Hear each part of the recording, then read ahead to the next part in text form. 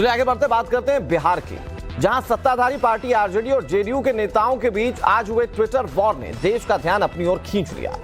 सवाल उठ रहे हैं कि बिहार में रामायण की चौपाइयों पर हो रही सियासत ने क्या महागठबंधन सरकार में महाभारत को हवा दे दी है? क्या नीतीश तीसरी बार पलटी मारने वाले हैं? क्या महागठबंधन में खुद को फंसा हुआ महसूस कर रहे नीतीश कुमार? क्या बिहार में फिर से खेला होने वाला है? और ये सवाल अचानक नहीं उठ रहे हैं, क्योंकि महागठबंधन सरकार में अचानक शुरू हुआ ट्विटर वॉर सबको चौंका रहा है। इसकी शुरुआत हुई बिहार के शिक्षा मंत्री चंद्रशेखर के ट्वीट से, जो आरजेडी कोटे से नीतीश सरकार में मंत्री हैं। चंद्रशेखर का वो ट्वीट हम आपको दिखाते हैं, जहां पर चंद्रशेखर ने ट्वीट किया, उन्नत शिक्षा, शैक्षणिक सुधार, हमारा संकल्प, यशस्वी बिहार। चंद्रशेखर ने अपने ट्वीट में लिखा, शिक्षित बिहार, तेजस्वी बिहार। इसके बाद नीतीश की पार्टी के वरिष्ठ नेता और एमएलसी नीरज कुमार मोर्चे पर आ गए। उन्होंने क्या जवाबी ट्वीट किया वो भी हम आपको दिखाते हैं। अब उनका जवाबी ट्वीट आपके सामने, जहां नीरज ने अपने ट्वीट में बिहार में शिक्षा की तुलनात्मक हालत दिखाई, साल 1996 का साल गिनाया जब बिहार में लालू यादव की सरकार थी, और 2005 का भी दौर उन्होंने बताया, जिसके बाद उन्होंने पूरी तौर पर बिहार की कमान संभाली। सुशासन बाबू की छवि को उन्होंने बताया। इसी तुलना के बाद सवाल उठ रहे हैं कि क्या महागठबंधन में अंदर खाने लठबंधन चल रहा है?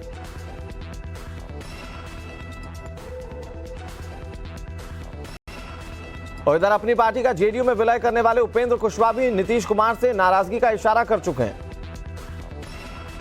उपेंद्र कुशवाहा की ओर से भी नाराजगी दिखाई गई। आरजेडी जेडीयू में ट्विटर वॉर आरजेडी के प्रदेश अध्यक्ष जगदानंद सिंह के बाद से गरमाया हुआ है। इसमें उन्होंने हिंदुओं के धार्मिक ग्रंथ रामचरितमानस को पिछड़ा विरोधी बताया था। बीजेपी ने इस पर सीएम नीतीश कुमार से अपना स्टैंड साफ करने को कहा। नीतीश ने बयान से पल्ला झाड़ा तो आरजेडी नेता शिवानंद तिवारी जगदानंद सिंह के बयान को सही बताने लगे। इस विवाद पर तेजस्वी और नीतीश दोनों बोले, लेकिन खिंचाव साफ तौर पर नजर आ रहा है। सब कुछ जो है एक बीजेपी का सोचा समझा साजिश है। तो बीजेपी को 2024 का जो है वो डर है, और आप लोग जान रहे हैं कि बिहार की जनता माननीय लालू जी के साथ है और नीतीश जी के साथ है, और कुछ लोग जो बयानवीर जो नेता जो चर्चित आजकल हो रखे हैं उसके साथ जनता थोड़ी ना है। सर, आप यात्रा पर हैं, लेकिन बिहार की सियासत में इन दिनों रामचरितमानस को लेकर काफी विवाद हो रहा है। जो शिक्षा कहाँ विवाद हो रहा है? सर, आपने कहा था कि शिक्षा मंत्री से पूछेंगे कि उन्होंने ऐसा क्यों कहा है। इन सब चीजों पर कोई विवाद नहीं करना चाहिए। आरजेडी के मंत्री विधायक नीतीश को पिछले कुछ वक्तों से लगातार निशाना बना रहे हैं, जिसमें आरजेडी की अनदेखी पर नीतीश लगातार बैकफुट पर दिख रहे हैं। आरजेडी के मंत्री नेता हमलावर सुधाकर सिंह, विजय मंडल विवाद, रामचरितमानस विवाद, क्यों हमलावर है? दरअसल हम आपको ये समझाने की कोशिश कर रहे हैं। तो सबसे पहला विवाद आया था, जो वो आया था सुधाकर सिंह और विजय मंडल विवाद। उसके बाद रामचरितमानस विवाद, तेजस्वी बिहार वर्सेस कुमार बिहार, बिहार की शिक्षा पर ट्विटर वॉर, लालू राज वर्सेस नीतीश राज। मतलब ये सारे ऐसे विवाद थे जिसको लेकर अब महागठबंधन में फूट पड़ती हुई नजर आ रही है। अब बिहार में तेज होते ट्विटर वॉर के बीच सवाल यह है कि क्या महागठबंधन सरकार खतरे में है? क्या नीतीश कुमार एक बार फिर से पाला बदल सकते हैं? आपको ये बता दें कि पिछले 15 साल में 7 बार नीतीश कुमार पाला बदले हैं। 1994 में लालू यादव से अलग होकर उन्होंने पार्टी बनवाई थी। 1996 से लेकर 2013 तक वे बीजेपी के साथ रहे।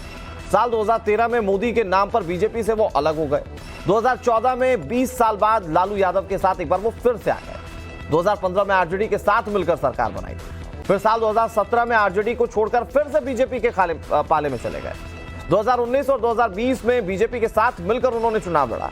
9 अगस्त 2022 को वो एनडीए से अलग हो गए, यानी कि बीजेपी समर्थित पार्टियों से अलग हो गए। फिर आरजेडी के साथ मिलकर वो सरकार चला रहे हैं। लेकिन एक बार फिर से स्थिति वही है जब नीतीश कुमार पलटी मार सकते हैं। कौन कैसी शिक्षा ग्रहण करता है यह तो शिक्षा मंत्री चंद्रशेखर के बयान से पता ही चल गया होगा।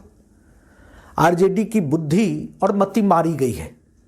धर्मनिरपेक्षता की राजनीति में मुस्लिम तुष्टीकरण के तहत वोट बैंक लेने के लिए ये लोग कितना गिर सकते हैं, यह इस बात से परिलक्षित होता है। सुशील कुमार मोदी जी जो आज बोल रहे हैं, तो उनको यह भी ट्वीट करनी चाहिए कि देश के सम्मान और देश के सब लोगों की आत्मा जहां निहित है, सनातन धर्मावलंबियों का भगवान राम के बारे में, विष्णु के बारे में, माता जानकी के बारे में, गणेश जी के बारे में नरेश अग्रवाल ने भिस्की से तुलना विष्णु की थी और शराब रम से तुलना राम की थी डार्लिंग जैसे शब्दों का इस्तेमाल माता जानकी के संदर्भ में किया था। भद्र टिप्पणी गणपति जी के संदर्भ में किया था।